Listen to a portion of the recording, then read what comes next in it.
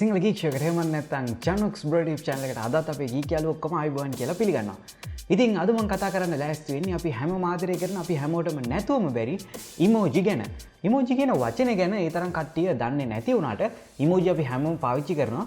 ගොඩක් වෙලාවට මේ සෝෂල් මීඩියා වල Facebook වල වගේ ස්ටේටස් එකක් දානකොට අපි මේ වගේ අකුරු පාවිච්චි කරනවා. විශේෂයෙන්ම WhatsApp Viber වගේ chat කරනකොට මේ වගේ emojis අපි නිතරම පාවිච්චි කරනවා. ඉතින් ඒ විතරක් නෙමෙයි YouTube comment එකක් දානකොට එතකොට smartphone එකෙන් ඔයා message එකක් යවනකොට පවා මේ වෙනකොට emoji ගොඩක් පාවිච්චි කරනවා. ඉතින් මේ emoji කියන්නේ ජපන් වචනයක්. E කියන්නේ picture කියන එක, moji කියන්නේ character කියන එක, picture character. එහෙම නැත්නම් මේ රූපමය අකුරු වගේ තේරුමක් එන විදිහට තමයි මේ emoji කියන වචනය හැදිලා තියෙන්නේ. ඉතින් මේ වෙනකොට මේ emoji කියන එක ලෝකෙ ගොඩක් ජනප්‍රිය වෙලා තියෙනවා. ඒ වගේම නැතුවම බැරි දෙයක් වෙලා තියෙනවා කියලා ඔයාලට හොයාගන්න පුළුවන් එකම විදිය තමයි හැම social media එකම, ඒ වගේම හැම digital device එකම මේ emoji වලට මූලික තැනක් දීලා තියෙනවා. ඉතින් මේකට හේතුව වෙන්නේ අපි ගොඩක් වෙලාවට කාට හරි අපේ අදහසක් ප්‍රකාශ කරනකොට අපි කියන වචනෙන් විතරක් ඒ අදහස හරියට ප්‍රකාශ වෙන්නේ නැහැ. අපි එක කියන ටෝන් එක, අපේ කටහඬේ පිච් එක, ඒ විතරක් නෙමෙයි අපේ මේ මූණේ තියෙන හැඟීම් වලිනුත් අපි අදහස ප්‍රකාශ කරනවා. ඉතින් එතකොට මේක අහගෙන ඉන්න කෙනා අපේ වචනයට අමතරව 150ක් අපේ පිච් එක, ටෝන් එක, ඒ වගේම අපේ එක්ස්ප්‍රෙෂන්ස් වලින් තමයි ඉන්ටර්ප්‍රීට් කරන්නේ මෙයා මේ කියන්නේ මොන වගේ දෙයක්ද කියලා. ඉතින් මේක ටෙක්ස්ට් එකකින් යවනකොට අපිට හරියට ඉන්ටර්ප්‍රීට් කරන්න බෑ. මෙයා මේ ටෙක්ස්ට් එක එව්වේ මොන විදියකින්ද, මොන ඉමෝෂන් එකකින්ද කියලා අපිට හොයාගන්න කිසිම විදිහක් තිබුණේ නැහැ. ඉතින් එතකොට තමයි අපිට මේ ඉමෝජි කියන එක ගොඩක් ප්‍රයෝජනවත් උනේ. උදාහරණයක් විදිහට මේ විදිහේ මැසේජ් එකක් ඔයාලට ආවොත් මේකේ තේරුම අපිට තේරුම් ගන්න පුළුවන් වුණාට එයා ඉන්නේ මොන සිටුේෂන් එකකද කියලා අපිට තේරුම් ගන්න විදිහක් නැහැ. ඉතින් මේකට මේ විදිහේ ඉමෝජි එකක් එක්ක අපිට මේ ටෙක්ස්ට් එක ලැබුණොත් අපි දන්නවා මේක එවපු කෙනා ගොඩක් කැමැත්තෙන්, ගොඩක් සතුටින් තමයි ගෙදර යන්නේ කියලා.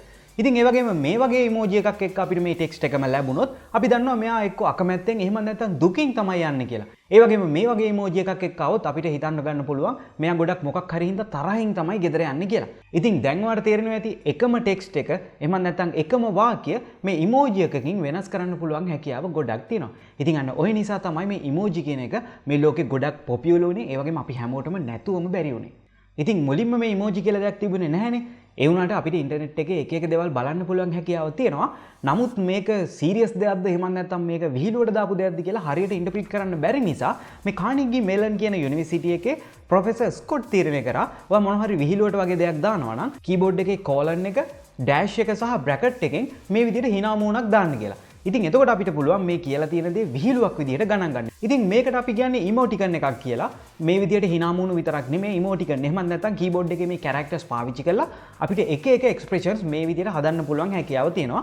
ඉතින් ඔයා ගොඩක් වෙලාවට මේ වෙනකොටත් මේව chat කරද්දී එහෙම පාවිච්චි කරනවත් වෙන්න පුළුවන්. ඉතින් ගොඩක් අය පටලවාගෙන ඉන්නවා මේ ඉමෝජි සහ මේ මම කලින් පෙන්නපු ඉමෝටිකන් කියන්නේ දෙකම එකක් කියලා. නැහැ, මේ දෙකම එකක් නෙමෙයි. ඉමෝජි කියන්නේ අපි හැමෝටම පේන විදිහ ඇත්තටම මේ රූපමය කැරක්ටර් එකක්, එක කැරක්ටර් එකක් රිප්‍රසන්ට් කරනවා මේ රූපෙකින්. ඒ වගේම ඉමෝටිකන් කියලා කියන්නේ අපේ කීබෝඩ් එකේ තියෙන කැරක්ටර්ස් කීපයක් එකතු කරලා මොකක් හරි එක්ස්ප්‍රෙෂන් එකක් අපිට එළියට දාන එක. ඉතින් ලෝකේ පුරාම අන්තර්ජාලය හරහා මේ ඉමෝටිකන් කියන එක ප්‍රසිද්ධ වෙලා යනකොට අපිට යන්න සිද්ධ වෙනවා ජපානයේ පැත්තට. මේ වෙනකොට ජපානයේ මේ අපි කලින් කතා කරපු ඉමෝටිකන් වෙනුවට ඒගොල්ලන්ගේම කැරක්ටර්ස් જાතියක් තිබුණා කාමෝජි කියලා. මේ ජපානයේ තියෙන කාමෝජි දැක්ක ගමන් ඔයාලට තේරෙනවා ඇති අපි කලින් කතා කරපු ඉමෝටිකන් වලට වඩා ගොඩක් කැරක්ටර්ස් පාවිච්චි කරලා තමයි මේවා නිර්මාණය කරලා තියෙන්නේ. ඒ වගේම කලින් ඒවට වඩා ගොඩක් පැහැදිලිව අපිට මොන හරි දෙයක් එක්ස්ප්‍රෙෂන් එකක් එළියට දාන්න පුළුවන් හැකියාවත් මේ කාමෝජි වලට තියෙනවා. ඔහොම යනකොට 1990 ගණන් වල ජපානයේ සෙල්ෆෝන් ඉන්ඩස්ට්‍රි එක ගොඩක් දියුණු වුණා.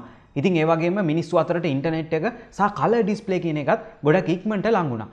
ඉතින් ඒකත් එක්කම ජපානයේ මේ කාමෝජි කියන එක ඉන්ටර්නෙට් ෆෝරම් වල ඒ වගේම ටෙක්ස්ට් මැසේජ් වලත් ගොඩක් දියුණු වෙන්න පටන් ගත්තා.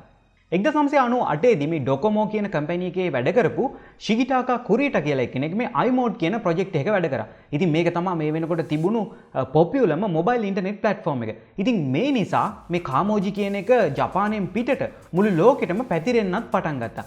ඒ කාලෙදිම මේ කම්පැනි එකෙන්ම නිර්මාණය කරපු මේ පොකට් බෙල් කියලා පොඩි ගැජට් එකක් මේක ගොඩක් ටීනේජර්ස්ලා අතර ජනප්‍රිය වෙච්ච පොඩි ගැජට් එකක්. ඉතින් මේකට මේ හાર્ට් සිම්බල් එක ඇඩ් කරන්නත් මේ ශිගිටාකා කුරීටා කියන කෙනාටම හැකි වුණා. ඉතින් මේක මේ නිසා ගොඩක්ම ජනප්‍රිය වුණා. ඉතින් ඒක හේතුව තමයි මෙයාලා මොකක් හරි දෙයක් නිසා මේ හાર્ට් සිම්බල් එක අයින් කරාට පස්සේ මේ ගැජට් එක එහෙම නැත්නම් මේ ඩිවයිස් එක විකිනෙන එක සම්පූර්ණයෙන්ම නතර වුණා. ඉතින් මේ දේ හරියට තේරුම් ගත්තට පස්සේ සහ මේ කාමෝජි කියන එක මුළු ලෝකෙම ජනප්‍රිය වුණාට පස්සේ කුරීටට වුණා මේක next level එකට ගෙනියන්න. ඒ කියන්නේ මේ දේවල් සෙල්ෆෝන් එකටත් ඇඩ් කරන්න. ඉතින් මේ නිසා කුරීට කොහොම හරි මහන්සි වෙලා ඉමෝජි 167ක් දාලා පළවෙනි ඉමෝජි සෙට් එක හැදුවා 1999 දී. ඉතින් මේ ඉමෝජි සෙට් එක වැඩ කරේ මේ ඩොකොමෝ කියන නෙට්වර්ක් එකේ විතරයි. අනිත් නෙට්වර්ක් කිසිම එකක මේක වැඩ කරේ නැහැ. ඉතින් අවසනාවකට මේ ඩොකොමෝ කම්පැනි එකට බැරි වුණා මේ ඉමෝජි වලට තමන් නිර්මාණය කරපු දේවල් වලට කොපිරයිට්ස් ගන්න. මොකද මේවා පුංචි පික්සල් ප්‍රමාණයක් විතරයි නිසා. ඉතින් ඒ නිසා මේක ගොඩක්ම ජනප්‍රිය නිසා අනිත් කම්පැනිස් මේ කන්සෙප්ට් එක අරගෙන ඉමෝජි කියන දේවල් තවත් ඩෙවලොප් කරලා තමන්ගේ දේවල් වලටත් මේවා ඇඩ් කරන්න පටන් ගත්තා. ඉතින් මේ අතරේ iPhone නිර්මාතෘ ස්ටීව් ජොබ්ස් තීරුම් ගත්තා ජපානයේ සෙල්ෆෝන් අලවිය වැඩි කරන්න මේ ඉමෝජි කියන එක ගොඩක් දායක වෙනවා කියලා. ඉතින් ඔන්න ඒ නිසා iPhone එකට 2008 දී iOS 2.2 අප්ඩේට් එකත් එක්ක ජපානයට විතරක් මේ ඉමෝජි සෙට් එකක් රිලීස් කරා. ඉතින් 2008 දී මේක රිලීස් වුණාට මුළු ලෝකෙටම ඉමෝජි අත්දැකීම iPhone එක හරහා ගන්න නම් 2010 කාලය වෙනකන් ඉන්න වුණා. ඉතින් ඔයාලා දන්නවනේ iPhone එකට ඉමෝජි ඇඩ් කරත් එක්කම මුළු ලෝකෙම ඉමෝජි කියන එක ජනප්‍රිය වෙන්න පටන් ගත්තා. කොයිතරම් ජනප්‍රිය වුණාද කියනවා නම් අපි හැමෝම දන්නේ Unicode ස්ටෑන්ඩඩ් වලටත් මේ ඉමෝජි ඇඩ් කරන්න පුළුවන් වුණා. ඉතින් මේ විදිහට 2010න් පස්සේ ඉමෝජි කියන එක ලෝකේ ගොඩක් ජනප්‍රිය වුණා. ඉමෝජි කියන වචනේ පවා ඔක්ස්ෆර්ඩ් ඩික්ෂනරියට ඇතුළත් කරන්න පුළුවන් වුණා. ඒ වගේම Twitter users ලා YouTube comment section එක social media වල chat application වල හැමදාම මේ අලුත් ඉමෝජි එකතු වෙන්න පටන් ගත්තා. අලුත් ඉමෝජි ඇඩ් වෙන්න පටන් ගත්තා. මේ වගේ කලර් වෙනස් වෙන්න පටන් ගත්තා. එක categories වල ඉමෝජි අපිට බලා ගන්න පුළුවන් වුණා. ඉතින් Google, Microsoft, Facebook, Adobe වගේ හැම කම්පැනි එකක්ම මේ තමන්ගේම ඉමෝජි ඩෙවලොප් කරන්න පටන් ගත්තා. ඒ වගේම ඒවා මේ Unicode ස්ටෑන්ඩඩ් වලටත් නිර්මාණය කරන්න පටන් ගත්තා. ඉතින් අද අපි අකුරු ටිකක් ගහලා මොකක් හරි වෙබ්සයිට් එකකට යන්න URL එකක් මතක තියාගන්නවා වගේම මේ ඉමෝජි පාවිච්චි කරලා URL එකක් ගහන්න පුළුවන් හැකියාවත් මේ වෙනකොට තියෙනවා. ඉතින් ඉමෝජි ගැන දැනගත්තා වගේම ඔයාලා කැමති ඇති ඉමෝජි නිතරම පාවිච්චි කරන්නත්. ඉතින් ඔයාලට පුළුවන් ඔයාගේ කම්පියුටර් එකෙන් ඉමෝජි පාවිච්චි කරන්න ආසයි නම් ඔයාලට පුළුවන් iemoji.com කියන මේ වෙබ්සයිට් එකට යන්න. ගියාට පස්සේ ඔයාලට මේ විදිහට ඉමෝජි ගොඩක් බලා ගන්න පුළුවන්.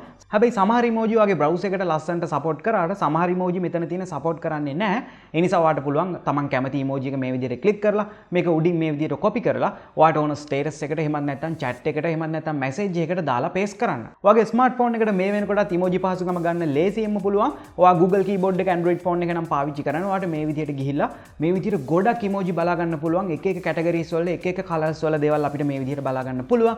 ඔයා iPhone එක පාවිච්චි කරනවා නම් iKeyboard එකෙත් අනිවාර්යෙන් මේ විදිහට ගොඩක් ඉමෝජි අපිට බලා ගන්න පුළුවන්. ඒවත් අපි කැමති විදිහට පාවිච්චි කරන්න පුළුවන් හැකියාව තියෙනවා. ඉතින් ඉමෝජි ගැන ඔයත් මොනවා හරි දේවල් දන්නවා නම් අනිවාර්යෙන් පල්ලා comment section එකෙන් අපි මේ දේවල් සාකච්ඡා කරමු. ඔයාලට මොනවා හරි ප්‍රශ්න තියෙනවා නම් මේ ඉමෝජි පාවිච්චි කරන හැටි ගැන එහෙම ඒවත් පල්ලා comment section එකෙන් දාන්න. අපේ geeks ලා වගේම මමත් පුළුවන් වෙලට ඔයාලගේ ප්‍රශ්න වලට අනිවාර්යෙන් උත්තර දෙන්න. ඉතින් ඔයා කැමතිම ඉමෝජි එක අද කමෙන්ට් සෙක්ෂන් එකෙන් කමෙන්ට් කරයි කියලා බලාපොරොත්තු වෙනවා. ඒ වගේම මේ ගැන තවත් යාළුවන්ට ඉගෙන ගන්න මේ වීඩියෝ එක ෂෙයා කරයි කියලාත් මම බලාපොරොත්තු වෙනවා. මේ වගේ වීඩියෝස් මම ගොඩක් කරලා තියෙනවා මගේ YouTube channel එකේ. ඔයාලට පුළුවන් YouTube එකට ගිහිල්ලා Chanox Bro කියලා search කරලා මගේ වීඩියෝස් ටික ඔක්කොම බලන්න. ඒ වගේම පල්ලෙහා හොඳට බලන්න subscribe කියලා රතු පාටින් ඇති. අනිවාර්යෙන් ඒක click කරලා මාව subscribe කරොත් මගේ වීඩියෝස් upload කරපු ගමන් ඔයා ගාවට ගෙන්න ගන්න පුළුවන්. මේ දින මගේ social media මාව like කරන්න follow කරන්න සිංහලෙන්ම tech side education update ඉක්මනට ඔයා ගාවට ගෙන්න ගන්න. අද සිංහල geek show එකත් එක්ක එකතු වුණාට ඔයාලට ගොඩක් ස්තුතියි. ඊගව සිංහල geek show එකෙන් අලුත් දේවල් ගොඩක් අරන් අපි ඉක්මනට හම්බෙමු.